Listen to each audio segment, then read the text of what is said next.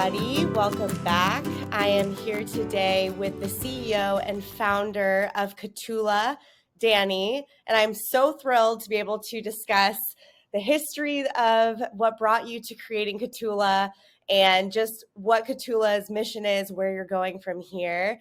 I personally am a user of Kahtoola. I'm very passionate about the products myself. So being able to spend some time with you today is an absolute pleasure. And Danny, I would love to hand it over to you and just give you a moment to introduce yourself and just say hello. Awesome. Thanks, Bree. Yeah, really happy to be here and just happy to be amongst a community of people that really care about things. So this is great. Um, yeah, I mean, nutshell, I'm founder owner of Kahtoola, and we're going to get into all the fun details of that kind of stuff here. So I don't want to jump the gun too much, but yeah. Yes, I would love to just kind of start off by you explaining what Kahtoola is, what you guys create, and then we'll kind of take a walk back into the past from there. But just to introduce Kahtoola to everybody.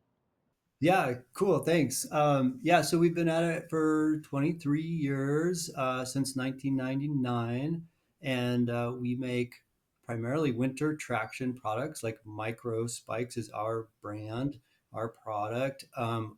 Gaiters are also a major product line that we've developed. And so winter traction and gaiters is our current sort of strongholds. And that is kind of on the product side, and then there's a little bit more under the hood to that, but I'll leave it at that for now. Yeah, perfect. With that, you're based in Flagstaff. That's how I know of Kahtoola. I'm deeply embedded and love the Flagstaff community. Was introduced to Kahtoola years ago. Obviously, I'm typically based in Phoenix, so we don't get much snow in Phoenix, but I've gotten to play around on micro spikes up in Flagstaff, and they're an amazing product.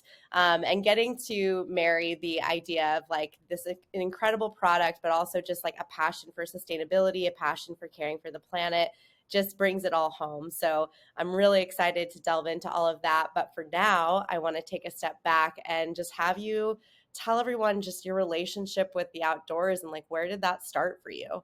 Yeah, thanks for asking. I mean, everyone's got a different story about it, and I think it depends a lot where you're grown up. For me, I was born and raised in Flagstaff, Arizona. We're at 7,000 feet with the peaks here going to 12,000 plus, and just surrounded by really natural spaces. Even in the neighborhoods, there was a lot of trees and freedom. So, like in a way, it felt like I kind of grew up in nature, even though it was like a neighborhood in Flagstaff. And then like my parents were super into going outside and up on the mountain. And my mom called it the church of the mountain. So we weren't churchgoers, but that was kind of our church. And we did almost every weekend. And so that's kind of where it started, just like that natural engagement. And I was one of those kids, and I still kind of am like that, where just like a lot of physical activity is really good for me. I think a lot of us in outdoors can relate to that.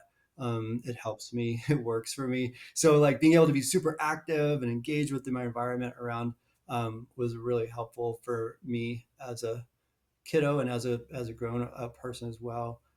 And then that was just kind of the start. And then my grandparents were really avid outdoors people and would take us backpacking in the Wind River Mountains, which was like these epic 10-day trips. And once you were 5 years old, you were sort of considered old enough to come do this.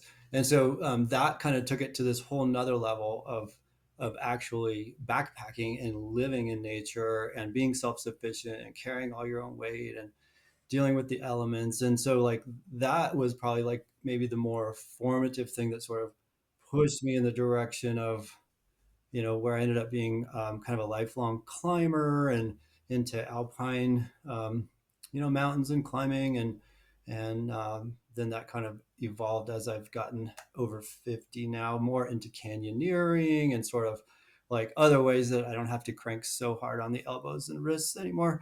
But just engaging with the outside and being in the outdoor environment.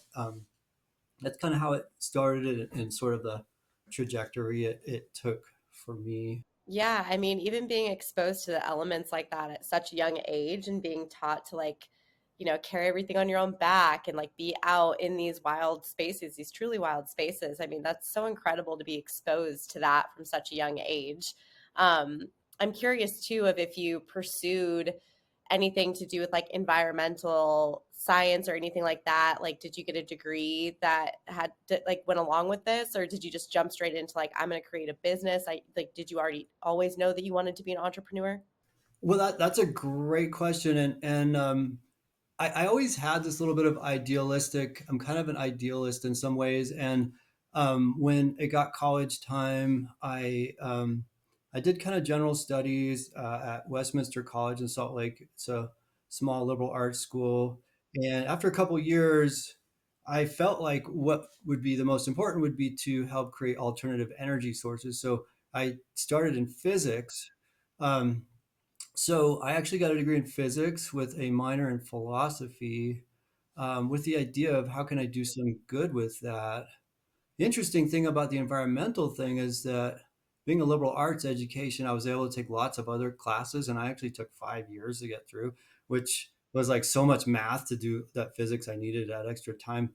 But that was great because then I got to take like environmental science, and wow, I mean, that was actually probably one of the most impactful classes throughout all that, kind of putting my idealism together with the realities of we were visiting the wastewater treatment plants, the landfills, the Jordan River that flows through Salt Lake. We're canoeing that, and we were like, going to the Wasatch, looking at recreation and how it's impacting the mountains, what's the balance, and all those things really stuck with me, through that education, and um, that was kind of where that educational trajectory went.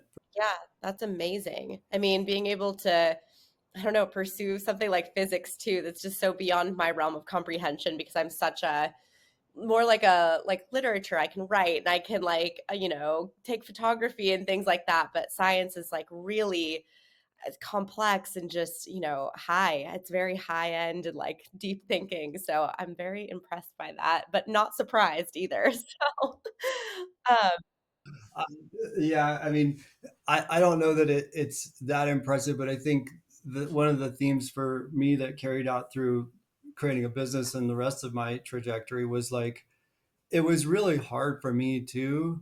And it was actually just a lot of um, trying once and then failing and trying again, and like reaching out and getting help, and like that process of like, I don't know it all and I'm not that smart, but I can work at it and keep working at it. And that was kind of how I got through, and it did, like I said, take me 5 years, but yeah, it's not easy for most of us.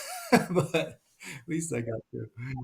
Yeah, yeah. But I think that also shows, and maybe this correlates to your ability to be a business owner and an entrepreneur too, is that you didn't have a fear of doing something and taking longer or like needing to ask for help and like a fear of failure because failure is what links to us being able to succeed too. So I feel like that was probably like a foreshadowing that you would be really great as an entrepreneur and as a business owner because you weren't afraid to go for things and try, even if it took you several times. Yeah, and I feel like you really nailed it, and I feel like that is true for sure. Yeah.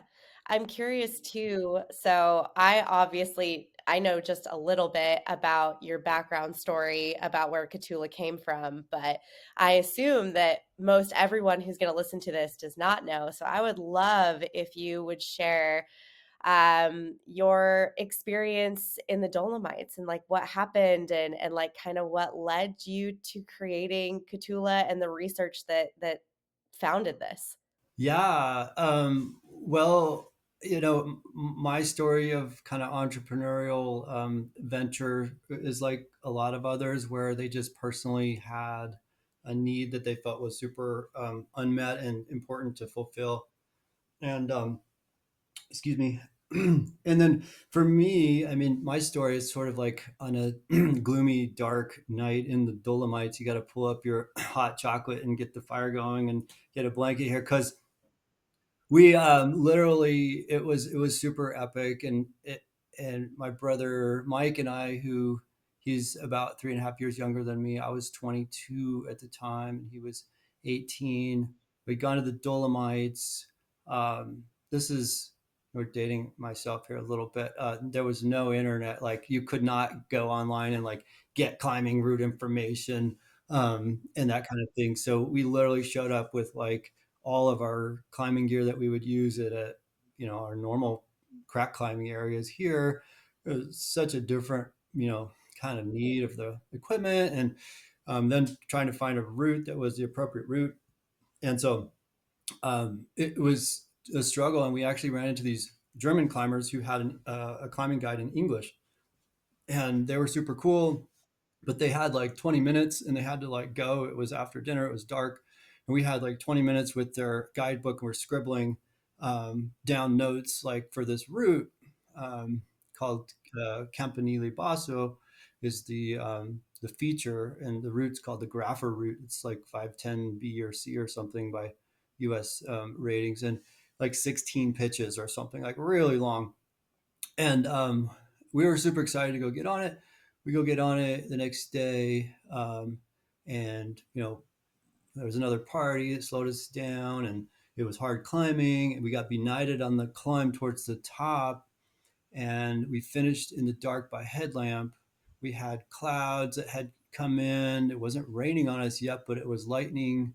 And we were able to traverse to the descent without doing the last couple of pitches to the very top and just get off of the feature. And so we were severely dehydrated, we were super exhausted, really happy to get to that point. And felt like we were done, like we got to the hard part, through the hard part. We were able to find the rappel anchors, which were super bomber, and you know we kept saying we're home free, and we rappelled down. And the very last rappel, the piece of information that we didn't get is that you have to stop halfway down that rappel somewhere. And there's like a ledge that you walk around the tower to another gully, and that's the proper descent. But we rappelled past that all the way to the snow. Other people had done the same thing, and they had gone down the snow gully. We could see all their prints. So we started down that snow gully, me and my climbing shoes. It's like ballet slippers in the snow. We were able to plunge step in pretty good and very secure at the beginning. And then I just hit something refrozen and slipped. And it was just that instant, like, screw up. And I was down, going head first into the dark, um, down an unknown gully. Like we did not know what the condition of this gully, the length, cliffs, anything. We were just following footsteps we thought were probably going down in the direction we wanted to go. So miraculously, I was going head first, and I'm trying to stop myself, trying to get my head uphill. And I don't know if you've ever had an experience. A lot of people speak of this concept of time dilation, where you have incredible clarity. You're thinking exactly what you need to do to help yourself, to save yourself, and then simultaneously, a lot of people have this too, where then I had this realization of everything that's happening from this very objective point of view. And it was interesting because I remember clearly knowing, like, at this point, this is bone breaking speed. And then a couple seconds later, it's like, this is like die speed. And it was like, I was very cognizant of where I was at in the fall. And then I was like, had this sense that it was no big deal for me to die. Like it was going to be like painless and no big deal. But then I had this incredible rush of like my parents and my girlfriend at the time, who I became my wife and mother of my kids and all that. Um, and so that was like this horrible, terrible feeling of how bad this would be for them. So that was my like little mental experience of all that. And then I had the lucky thing that I just launched. The goalie has a little dog leg in it to the left, and so I launched off the right into the wall, and the wall was smooth enough with my helmet and my backpack and all the clothing I had on. I impacted the wall and slid along it. and stopped. And I was down in the moat, like 10 feet down from the surface. The snow melts away from the edge of the rock wall. And so you're down in this like wet, rocky muck. And I was conscious. I couldn't believe it. Um, and so I started, I think it was probably around 500 feet or something. It was a long, long ways. We could just barely yell back and forth to my brother. He had the one headlamp of us, and he was up in the fog of the clouds. And I was doing everything I could to just let him know to not panic and try to come down that way. Um, and then yeah, I then I had the second panic, which was like I don't actually know if I'm okay. And it was pitch black, so I was like putting my fingers in my mouth to see if they were all there because I couldn't even feel them. I couldn't see, um, and hoping that I didn't have any internal injuries. And had that next panic after that, like I think I'm okay. I don't know, and I had like a pressure scar on my right shoulder through my clothes that like was the only visible thing. I had some shoulder issues to deal with after that, but like for what I went through, it was like total miracle. So we walked out of there. Mike was able to take like an hour and a half or something to like really carefully get down to me, climbing on the rock, kicking steps across the gully, climbing on the other side, and eventually got safely down to me, and we were able to walk out. Yeah. I can relate in a small way. I had a fall myself in Sedona. And I only fell 25 feet, but when you're talking about that really like vivid moment of clarity where you're like, you have to do this right now to survive, and then you like can see things from out of your own body. Like Wow. I had that experience. So I can relate to you in that. Like your fall was much more intense and frightening, but I absolutely know that moment. Well, but it doesn't matter. I mean, anything that is like, yeah, out of your control and you don't know how this is going to end, I think is the same same experience, you know. So, and did you end up like injured? Or are you okay? Like, how did that? I actually did. I ended up having internal bleeding and I had like a lot of stuff, like a terrible like bruising and stuff all the down the side of my body. Um, yeah, so and I overall like for the fall, I was overall safe and good, but I remember in the moment when I started to fall thinking like when drunk people get in car accidents, they don't get hurt because they let their body go limp. And so I was like, just let your body go limp. And I remember thinking that vividly in the moment. And I was like, how did I even think of that? Like when I was falling, like what? Isn't that amazing? Yeah, yeah. So I totally relate to that when you're saying like I had this really vivid moments of clarity. Like that is a real thing that happens. Yeah. And yeah, like it's so strange. Like it's so strange how you could be so sharp in such a moment of absolute panic and terror because you don't know what's happening and you can't do anything about it. I know. That's see that's so interesting you've had that experience because um it is really something. I wish our brains could work that well when we want them to. It's like you remember everything you need to remember, like right then. Yeah. Yes, yes. Okay, so you end up getting out of this terrible experience, and then from there you start to research. So what was the research and like what did it lead you to? Yeah. Well, I mean, at first, I think like most people have a fall. There's some embarrassment. There's some, like you don't really feel that comfortable. You're processing it on your own too, and you're just realizing the what just happened and all that stuff. So there's a while where only my closest friends knew. My parents didn't even really know. They knew kind of something happened, but didn't quite know how serious it was. But eventually, I started telling my story more, and I started hearing a lot of people say, "Oh my gosh, so and so died like in a similar, just crossing a snowfield on a backpacking trip. They were just crossing a snowfield, or and I started hearing like three, four, five of these stories. And it's like, wow, it's incredible, like how many stories these are. And then I did research on it, and American Alpine Club, they produce a publication every year called Accidents in North American Mountaineering. For climbers, it's a huge resource to learn about all the ways things can go wrong. They do a whole analysis of everything, and you can really learn a ton. It kind of scares you, but it's like stuff you need to know. And they did a statistical thing in the year that I was looking at this, and it shows that like slips on snow, that simple little phrase, slips on snow, was like the number two cause of like injuries and death in the mountains.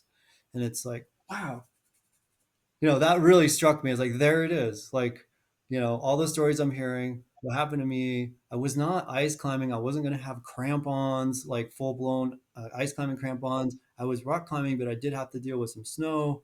We have so many situations like that where you're not ice climbing, but here you are having to deal with like some snow and ice. So um, that was just like a wide open, like, what in the heck is going on here? Why are we letting this be like this? This should not be like this.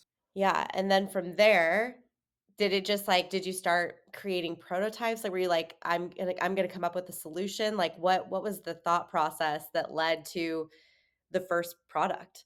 Yeah, no, that's a good question. I mean, to be honest, I wasn't like, oh, I'm going to build a product and solve this problem and create a business. That was not what I thought. I was like, I'm going to start shopping and someone's going to tell me, like, dude, you should have had this with you. It would have been perfect.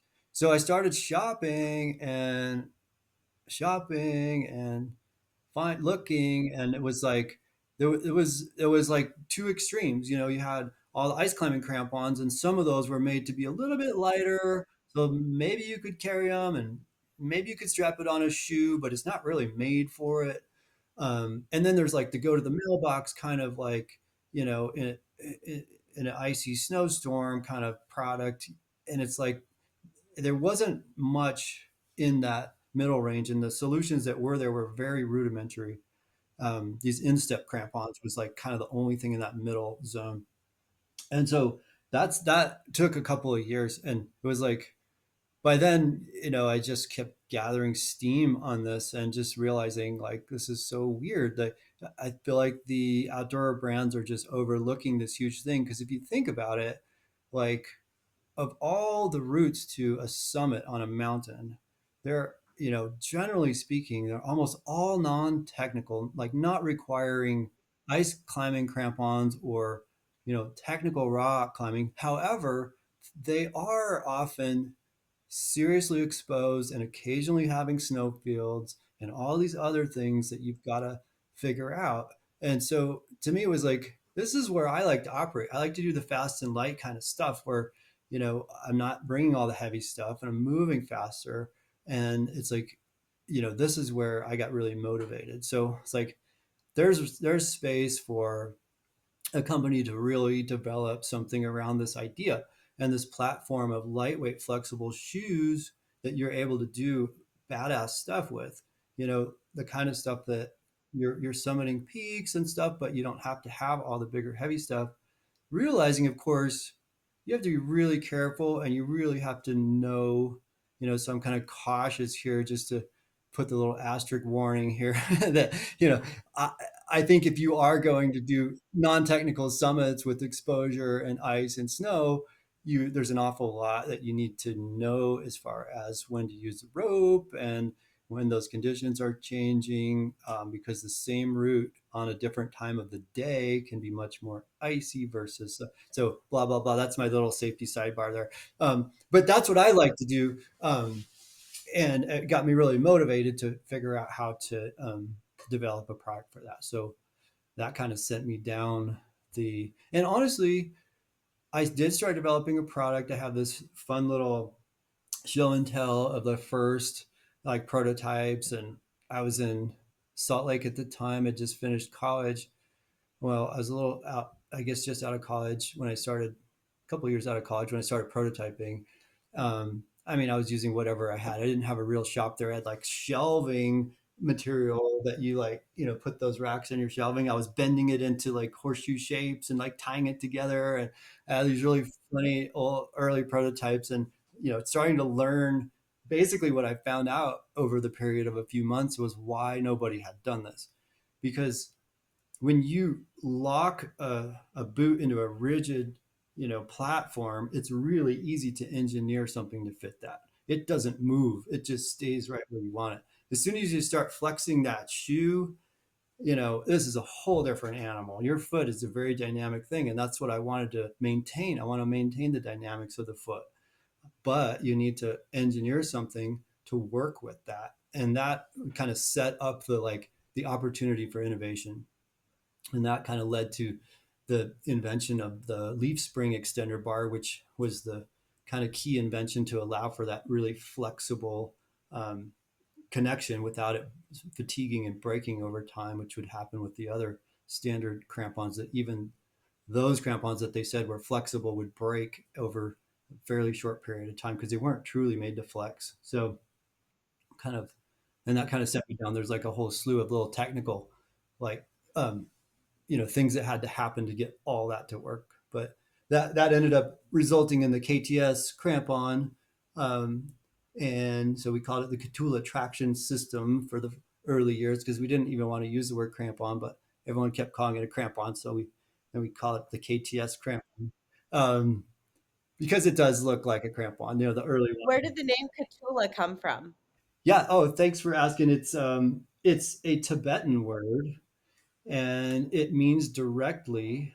And so, part of there's kind of a couple of components to that, like why Tibetan in the first case, which is sort of like a little interesting, thing about my interest in sort of the social side of the business. And that has to do with I was really inspired by the Tibetan Buddhist culture in particular, and so I wasn't trying to like use some really sacred or special word. I just wanted to have something that was cool that like related to something that we were doing, which was helping you get directly where you want to go. And then we created this social mission that we'll talk a little bit about to give 1% of our sales to help support um, some of those causes. I love that. And so, yeah, so the vision when you started Kahtoola was to literally get people directly where they want to go as safely as possible with these really flexible, like flex to the feet micro spikes. And I can attest to this because I use them and I'm like, wow, they literally don't feel like they're on my feet when I Nice. use them. So you've done a great job. And I've loved seeing, yeah, just the expansion of people starting to use them. And like, I'll see my friends like, oh, yeah, I started wearing Kahtoola micro spikes. I'm like, this is amazing. Like, just getting to see it kind of build and build and build. So even beyond like just the product, you're also doing amazing things just trying to expand like accessibility in the outdoors with like what you're trying to do with sponsoring certain people. And I want you to introduce Kahtoola for the people and just talk about that mission. Great, cool, thanks. Yeah, and so I was alluding to it a little bit there that when I started the business, I immediately was kind of pausing on this idea that wow, I'm creating a corporation, and like, is how is that going to be good for the world? Because there's so many examples of like corporations being run, in a way that's really detrimental to the planet, and so I had to think long and hard about that.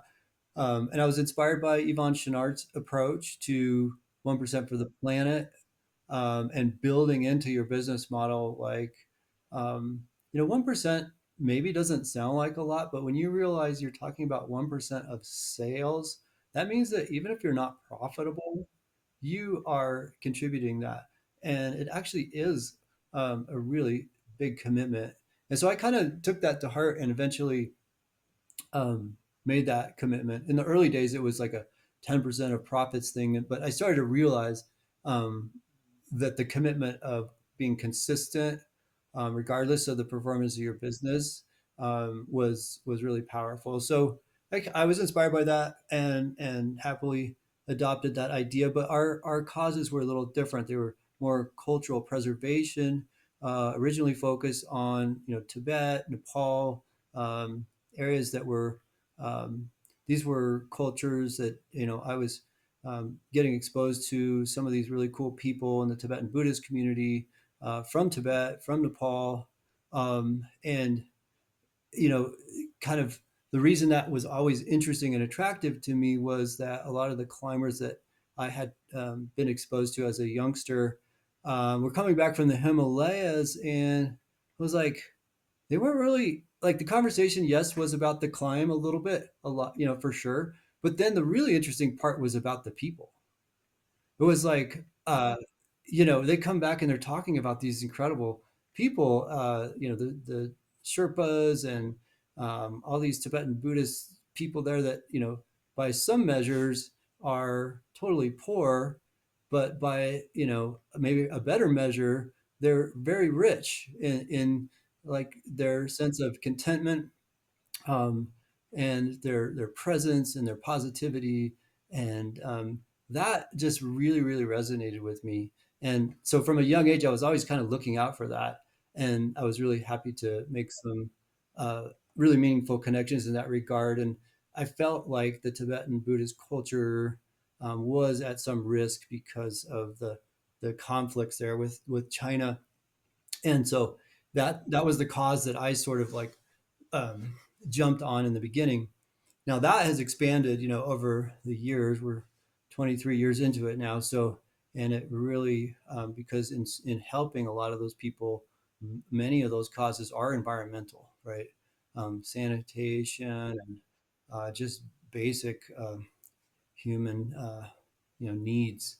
And so it has become environmental.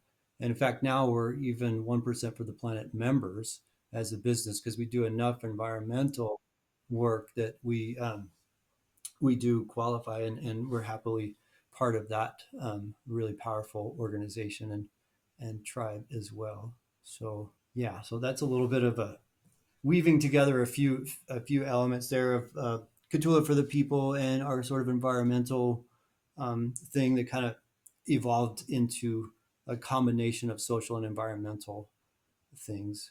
Yeah, I want to touch on something else too and say, and I'm sure this is part underneath like Kahtoola for the people, but I've seen Kahtoola starting to sponsor people to like go to races or like sponsored under Kahtoola. Just I'm seeing like you guys making, going out and adventuring or exploring or like participating in things more accessible through sponsoring people. So is that like a newer um I guess, like, arm of Kahtoola for the people, or is that just another way of trying to, like, give back and just make things more accessible? Yeah, I mean, really, what that is just an expression of the brand, of the Cthulhu brand.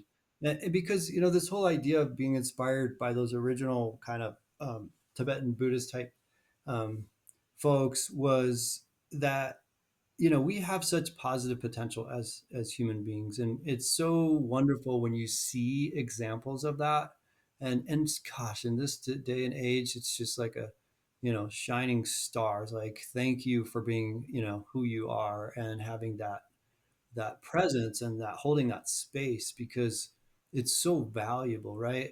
And so, you know, Kahtoola for the people is not at all separate from Kahtoola as a company or a brand. It's just one expression of it. In that case, it was more about that in indigenous mountain cultures, but the brand in general is just playing on that positive potential of people. And so, what you're seeing there in those expressions of supporting and sponsoring, for example, we created the Trans Rockies scholarship, and instead of just trying to pick teams who were the fastest, runners and the best resumes, we were much more interested in like, well, how about the people who, you know, maybe wouldn't get a chance to do this race, or people who, they're so busy helping their family or their community that they're not going to even think about this. Maybe their spouses or their friends or their community say, "Hey, let's nominate Bree for this. She's working so hard for our community, and she would never take time off to go do this." That was the spirit of where we came from. Is like, let's get a nomination process going here, and set the lens a little differently. And so that's been really fun to see. Different. What's really fun is to engage. So we have, in that case, there's a process where we get all the nominations and we get to read through them, and it's just really powerful to read everyone's personal stories and see what's going on out there. And I every year that I've participated, like there's a lot of tears shed in listening to these stories. I mean, it's just incredible what we as humans can do and go through. And so to me, it's like this wonderful opportunity. Like, why don't we just do it a little differently?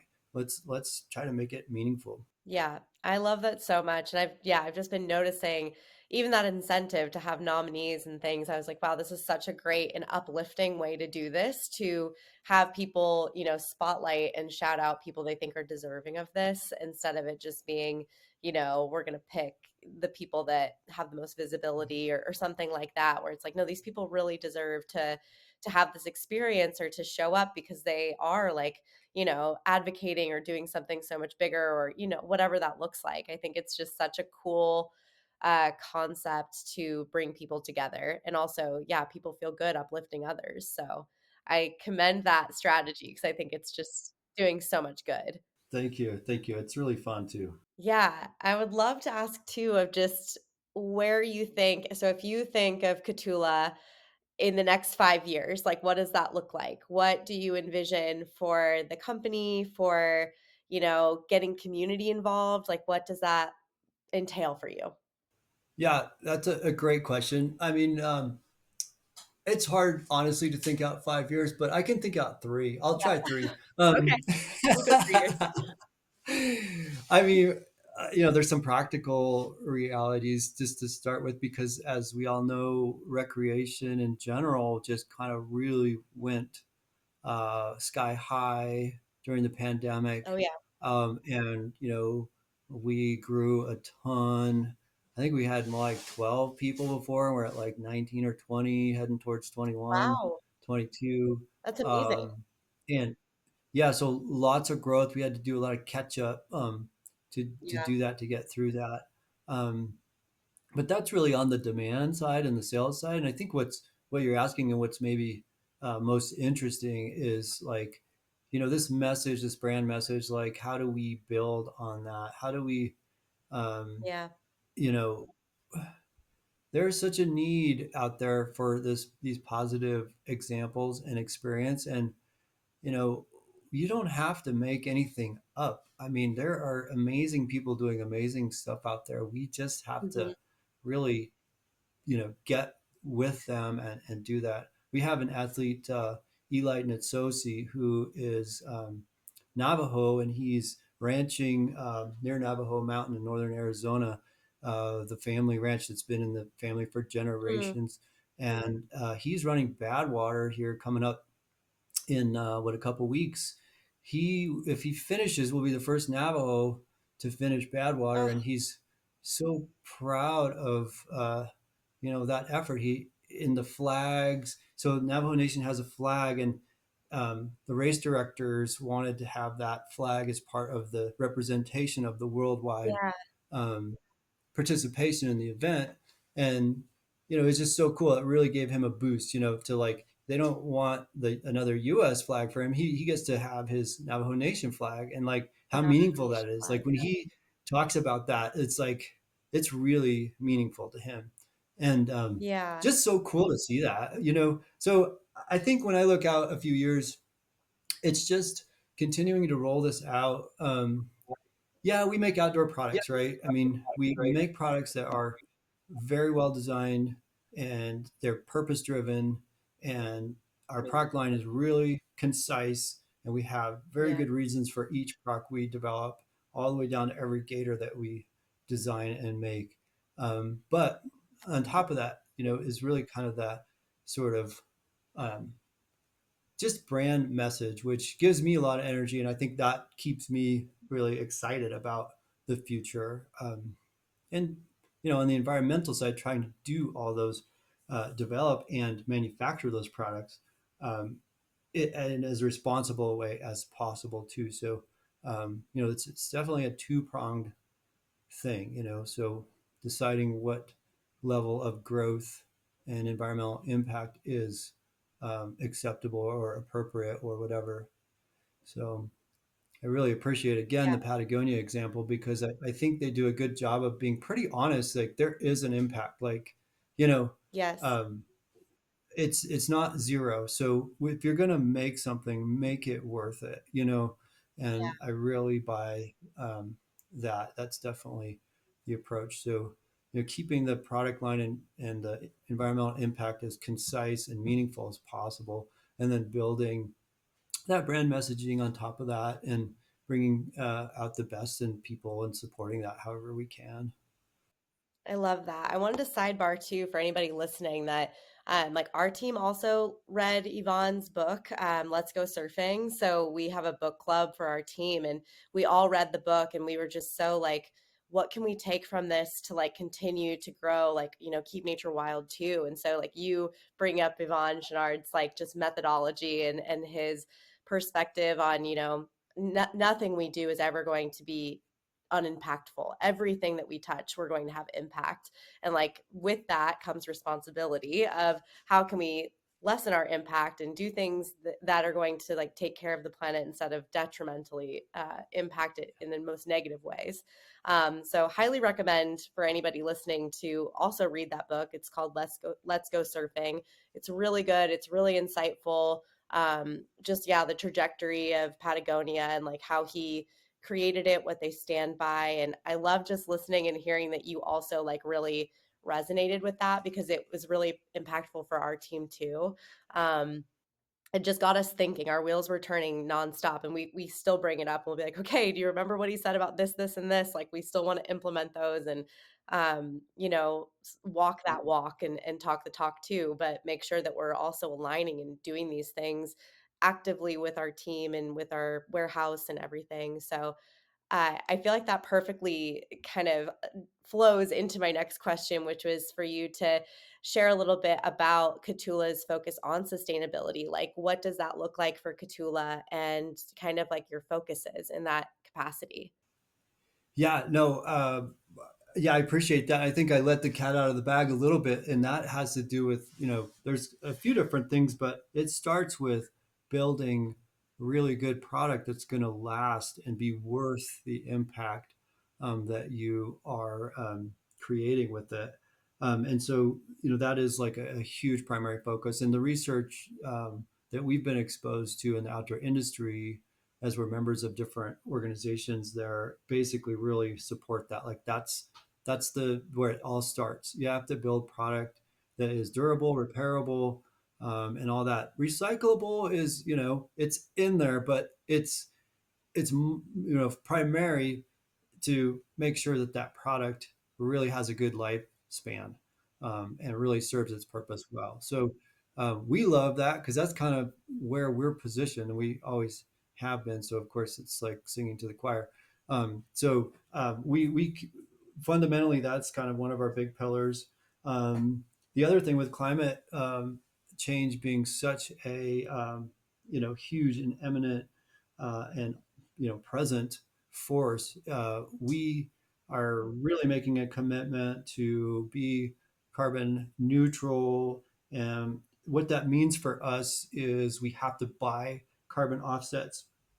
Um, that's not a perfect solution, but it is a way to do it so we can reduce our carbon emissions within our own like realm. The easy thing to do is we for years have had 100% solar energy based in our Flagstaff operations. Um, but you know, literally that is probably the easiest thing to do. Beyond that, it gets harder because you have a whole supply chain, right? You're extracting minerals, you're processing them, you're transporting them, you're converting them. And that is where we have gotten deep into the analysis of our scope 3 emissions. I mean, we're talking about asking vendors like what kind of trucks are transporting, you know, the parts from this facility to that facility. And, you know, like it's insane the level of detail that we're working on there. But at the end of the day, we have to offset. And so we are doing some really what we feel is the best projects that we can. So there's lots of carbon offset options. You want to make sure that they're legit, and one of them is a prairie restoration project in Montana. Another one is offsetting. Um, yeah, offsetting some. The dirtiest grid on the planet is in India from the research we were looking at. And so we invested in offsetting that with clean energy development there. So we're trying to diversify so internationally so we can have impact. There is a third one that I'm totally forgetting right now, but we all got together and looked at all these carbon credit options. So like, here we are, spending like a lot of our team time to like talk about the pros and cons of this carbon offset versus that. So we take it really seriously. We don't just like throw money at something so we can put a label on it. Um, but that's the second thing, was just getting that net zero. And our current status is that we are net zero related to our 2019 numbers. So that doesn't mean that we're net zero like day to day right now. So we're going to have to, and we're getting better and better. So we'll get our carbon accounting up to closer to the real time and be able to offset in the current year. But that's our goal, is to continue offsetting our carbon emissions. And then the third, and probably the one nearest and dearest to my heart, is just overall conservation, land conservation in particular. We live near the Grand Canyon. It is such a special place to all of us. I personally spend lots and lots of time adventuring in Grand Canyon, canyoneering, pack rafting, climbing buttes, and so there's all kinds of threats around Grand Canyon. Uranium mining is one of the big ones. Um, I've gone to Washington D.C. twice to help advocate for the protection and permanent ban of new uranium mines around Grand Canyon. So we work on that kind of stuff. We're members of the Conservation Alliance, which is a wonderful organization in the outdoor industry that is it's just really powerful. All the members pay a significant fee. It's not cheap to be part of it, and almost all that money goes straight into granting. So all the members get to vote on where those funds go, and we've been happy that some of those funds have come back to help protect Grand Canyon. And then, as I mentioned earlier, we are actually members of 1% for the Planet. And that's because we are doing so many environmental investments that we're qualifying for that 1%. Um, and one of those is actually a really fun event to put something extra fun on top of all that. Every year in February, we have our Kahtoola uphill at our local mountain. And that's a fundraiser for Camp Colton. So if you're in fifth or sixth grade here in Flagstaff, I went when I was in that age. You get to go to this camp and you learn about environmental education, get immersed in the outdoor environment. A lot of times it's the first time kids have been either away from home or camping out. Um, Really cool character building, and kind of can be a life changing experience for some of us. So this event that we have raises money to support that, so that all the kids in Flagstaff can go, because the charter schools here do have to pay per student. So we want to make sure nobody gets stuck not being able to pay the fee. So that's kind of like a little. Yes, everyone should check out the Kahtoola Uphill. It is a really cool event, and you guys raised a lot last year, if I'm Yeah. not incorrect. Yeah, like you guys had a really big showing and a really big turnout, and it was a huge event, right? Yes, it was huge. Yeah, Gosh, just like so many in-person events, it's like we're so happy to be in person again. It's just unreal. yeah, That virtual event stuff was like, oh, can we not do that ever again? I mean, I'm glad we did it. yeah, I'm so glad we had the virtual events, but like, it yeah. was just made us We would appreciate prefer so in much. person always. Yeah, yeah. And we have a great Yeah, little but that dance just off goes to and show. costumes. I know it's Yes. really. Yeah, I loved being able to like see it all come together and how well that event like went off. And yes, the proceeds, you guys had a lot of proceeds that you were able to give. So that was a huge success. But Yeah, I everyone think should look into we're. that for February. Yeah, yeah. You may have the more precise number than I do, because I know it's somewhere around 50,000 bucks, but I That's can't what I remember thought. exactly. I was Yeah, gonna say yeah, it was a big like number. We were Yeah, really impressed, and I was so excited to see that come through of just how much everybody was able to raise and um, yeah, just yeah, the coming together of the community. I feel like Northern Arizona is just such a wonderful community that's so active. Like everybody's so involved in giving back and getting involved, like with each other, with the like indigenous communities that are nearby. Like there's so much advocacy, there's so much care and attention being put into our beautiful landscapes and the Grand Canyon and like all of the tribal members. It's just amazing. I just talked to Amber Raimondo a few weeks ago nice. about She's who I uranium went on mining. one of And those DC delegations with. Yes, yes, she is a yeah, I powerhouse. figured that you know her. She Shout is, out and to it's just Amber. so cool to be able. Yes, yes, we're your biggest fans, Amber. But it's, so cool to be able to talk and connect with even more like-minded people that are all, advocating for very similar things and just wanting the best for these incredible spaces and for the people that get to explore them too. Yeah, so just being able to hear all of this and just even more inside just makes me that much more proud to like wear Kahtoola and represent and be out there and tell all my friends about it because I already was, but now it's just even more like yes, this is the brand. You need to work with Oh, them and support what they're doing because you guys are genuinely so passionate about it and doing so much good. So it's just yeah, just well, an thank even you. bigger like boost of yeah, wanting to get your name out there and let people know what you're all about because um yeah, you're doing incredible things. Thank you. Thank you. We have an You're awesome so welcome. team. Yeah. And it's been fun to attract, Yes.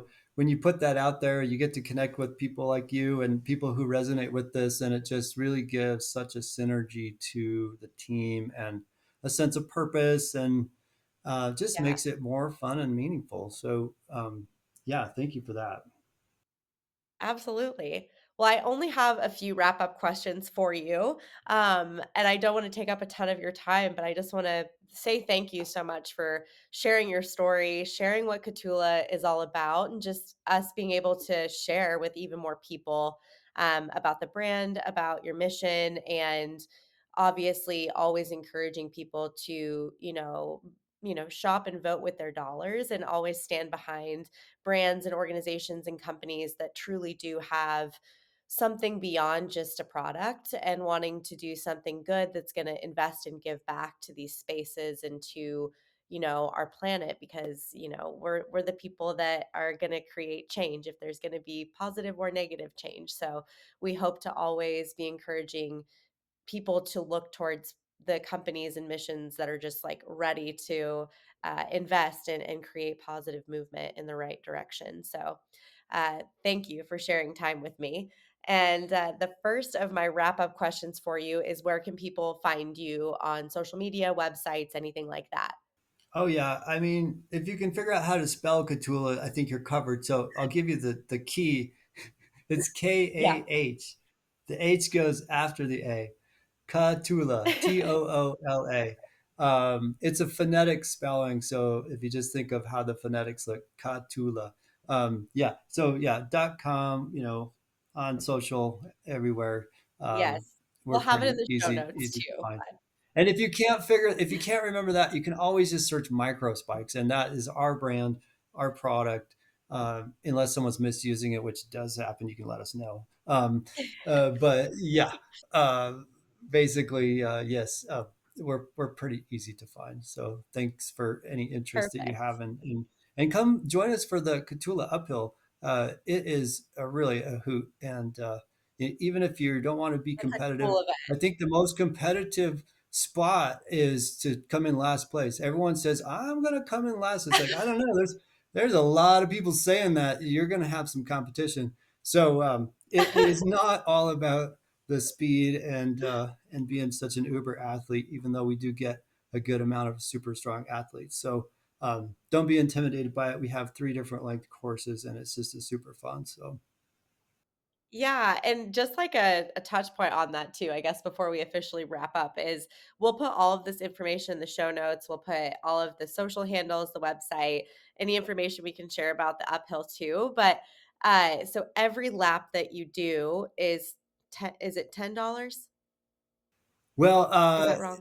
when you're doing the training run, I think we did a training run where you got $10 per lap, and that was towards Wilderness Okay. Volunteers, another Okay. amazing That's right. organization. Yeah. Yes. They're amazing as So that well. was for training for it, which is we maybe we'll do that again. I don't know, but good idea. Yeah. So everyone, yes, please check it out. That'll all be in the show notes for you. So you'll have easy access to clicking through and seeing what Kahtoola is all about. And my final question for you, and it tends to be the one that people are like, I wish I'd had more time to think about this, but what does keeping nature wild mean to you? Yeah.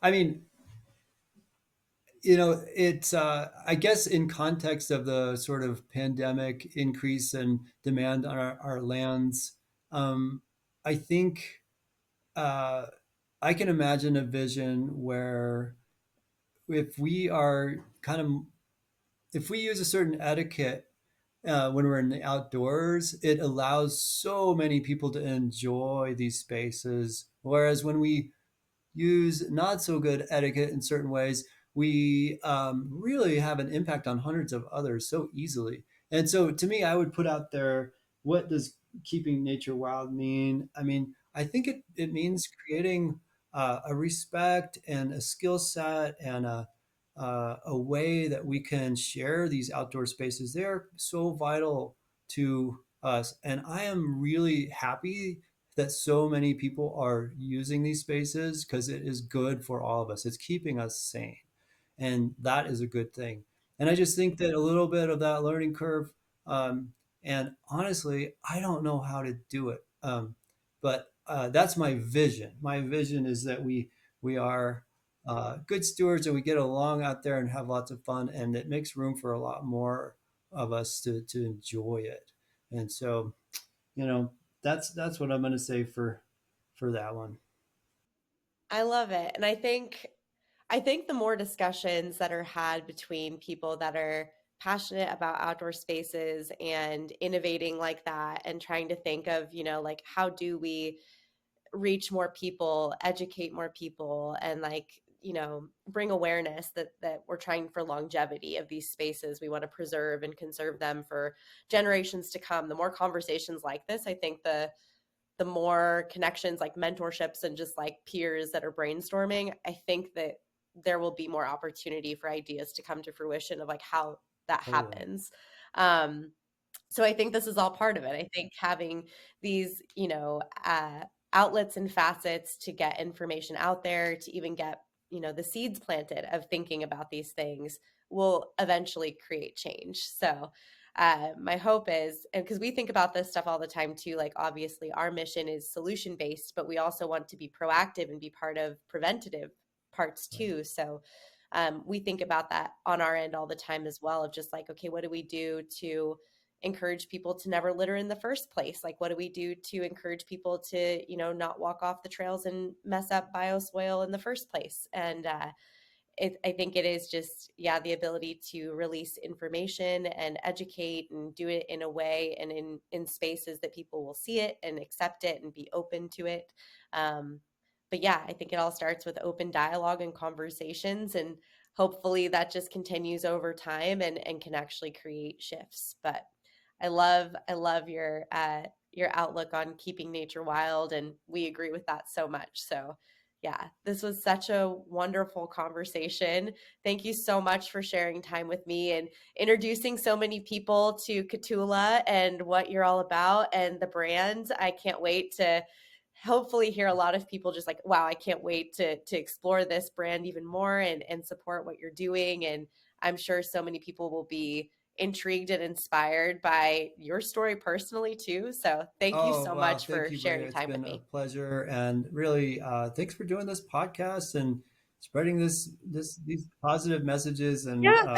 it's just like I said in the beginning, it's such a pleasure to be in community with people who are really trying to pull on the right end of the rope, I'd like Yeah. to say, and try to make it more inclusive and supportive and Yeah. sustainable. So thank you. Thank you. Absolutely my pleasure. Thank you so much. And this will not be the last time that we all Yay. talk together. So thank Awesome. you We'll see you again. soon. Okay.